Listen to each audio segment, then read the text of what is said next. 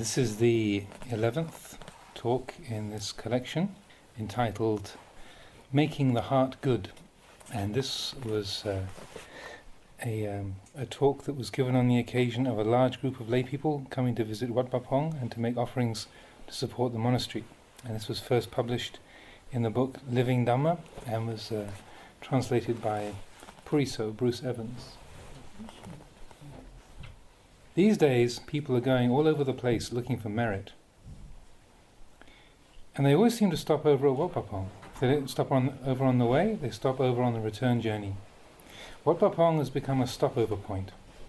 Some people are in such a hurry, I don't even get a chance to see or speak to them. Most of them are looking for merit. I don't see many looking for a way out of wrongdoing. They're so intent on getting merit, they don't know where they're going to put it. It's like trying to dye a dirty, unwashed cloth. Monks talk straight like this, but it's hard for most people to put this sort of teaching into practice. It's hard because they don't understand. If they understood, it would be much easier. Suppose there was a hole, and there was something at the bottom of it. Now, anyone who put their hand into the hole and didn't reach the bottom would say that the hole was too deep. Out of 100 or out of 1,000 people putting their hands down that hole, they'd all say the hole was too deep. None would say that their arm was too short. There are so many people looking for merit. Sooner or later, they'll have to start looking for a way out of wrongdoing. But not many people are interested in this. The teaching of the Buddha is so brief, but most people just pass it by, just like they pass through Wat Pah Pong. For most people, that's what the Dhamma is, a stopover point. Only 3 words, hardly anything to it. Sabba papassa akaranang, refraining from all wrongdoing. That's the teaching of all the Buddhas. This is the heart of Buddhism. But people keep jumping over it. They don't want this one. The renunciation of all wrongdoing, great and small, from bodily, verbal and mental actions, this is the teaching of the Buddhas. If we were to dye a piece of cloth, we'd have to wash it first. But most people don't do that. Without looking at the cloth, they dip it into the dye straight away. If the cloth is dirty, dyeing it makes it come out even worse than before. Think about it. Dyeing a dirty old rag, would that look good? You see? This is how Buddhism teaches, but most people just pass it by. They just want to perform good works, but they don't want to give up wrongdoing. It's just like saying, the hole is too deep. Everybody says the hole is too deep. Nobody says their arm is too short. We have to come back to ourselves. With this teaching, you have to take a step back and look at yourself. Sometimes they go looking for merit by the busload. Maybe they even argue on the bus, or they're drunk. Ask them where they're going, and they say they're looking for merit. They want merit, but they don't give up vice. They'll never find merit that way. This is how people are. You have to look closely. Look at yourselves. The Buddha taught about having recollection and self-awareness in all situations.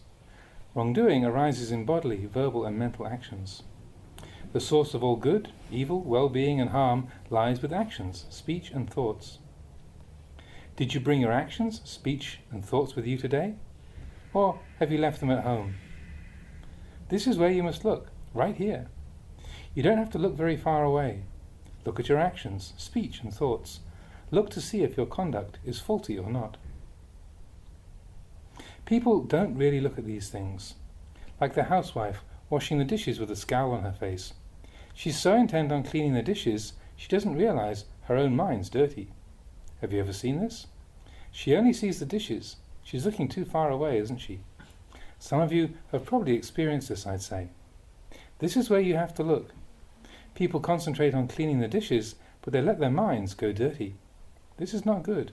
They're forgetting themselves. Because they don't see themselves, people can commit all sorts of bad deeds. They don't look at their own minds. When people are going to do something bad, they'll have to look around first to see if anyone is looking. Will my mother see me? Will my husband see me? Will my children see me? Will my wife see me? If there's no one watching, then they go right ahead and do it. This is insulting themselves. They say no one is watching, so they quickly finish the job before anyone will see. And what about themselves? Aren't they a somebody? You see? Because they overlook themselves like this, people never find what is of real value. They don't find the Dhamma. If you look at yourselves, you will see yourselves. Whenever you're about to do something bad, if you see yourself in time, you can stop. If you want to do something worthwhile, look at your mind. If you know how to look at yourself, then you'll know about right and wrong, harm and benefit, vice and virtue. These are the things that we should know about. If I don't talk of these things, you won't know about them. You have greed and delusion in the mind, but don't know it. You won't know anything if you're always looking outside. This is the trouble with people not looking at themselves. Looking inwards, you will see good and evil. Seeing goodness, we can take it to heart and practice accordingly. Giving up the bad, practicing the good, this is the heart of Buddhism. Sabbha papasa akaranang, not committing any wrongdoing, either through body, speech or mind. That's the right practice, the teaching of the Buddhas. Now, our cloth, quote unquote, is clean. Then we have kusala supasampada, making the mind virtuous and skillful. If the mind is virtuous and skillful, we don't have to take a bus all over the countryside looking for merit. Even sitting at home, we can attain to merit. But most people just go looking for merit all over the countryside without giving up their vices. When they return home, it's empty-handed they go, back to their old sour faces. There they are, washing the dishes with a sour face, so intent on cleaning the dishes. This is where people don't look. They're far away from merit. And we may know of these things, but we don't really know if we don't know within our own minds. Buddhism doesn't enter our heart. If our mind is good and virtuous, it's happy. There's a smile in our heart. But most of us can hardly find time to smile, can we? We can only manage to smile when things go our way. Most people's happiness depends on having things go to their liking. They have to have everybody in the world say only pleasant things. Is that how you find happiness? Is it possible to have everybody in the world say only pleasant things? If that's how it is, when will you ever find happiness? We must use Dhamma to find happiness. Whatever it may be, whether right or wrong, don't blindly cling to it. Just notice it, then lay it down. When the mind is at ease, then you can smile. The minute you become averse to something, the mind goes bad. Then nothing is good at all. Sacitta pariyodapanang. Having cleared away the impurities, the mind is free of worries. It's peaceful, kind and virtuous. When the mind is radiant and has given up evil, there is ease at all times. The serene and peaceful mind is the true epitome of human achievement. When others say things to our liking, we smile. If they say things that displease us, we frown. How can we ever get others to say things only to our liking every single day? Is it possible? Even your own children, have they ever said things that displease you? Have you ever upset your parents? Not only other people, but even our own minds can upset us. Sometimes the things that we ourselves think of are not pleasant. What can you do?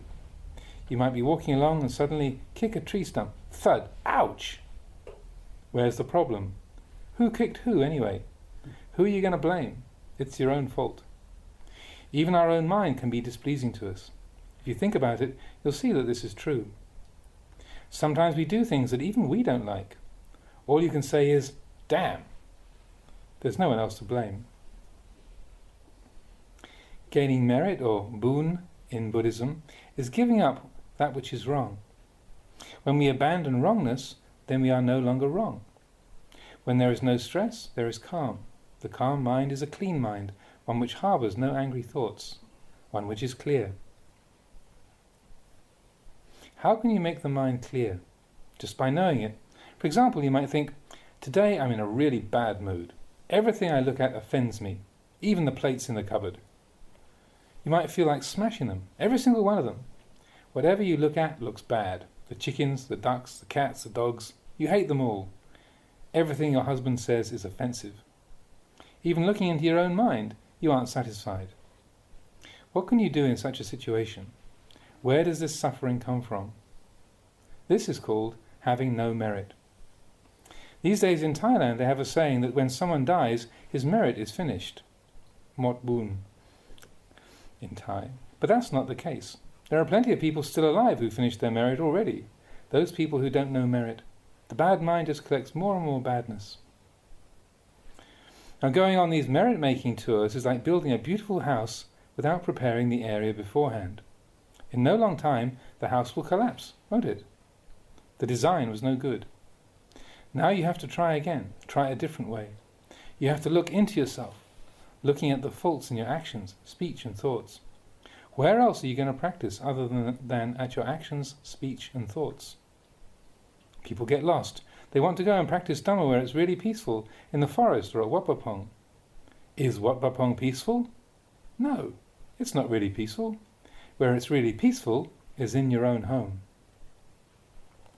If you have wisdom, wherever you go, you'll be carefree. The whole world is already fine, just as it is.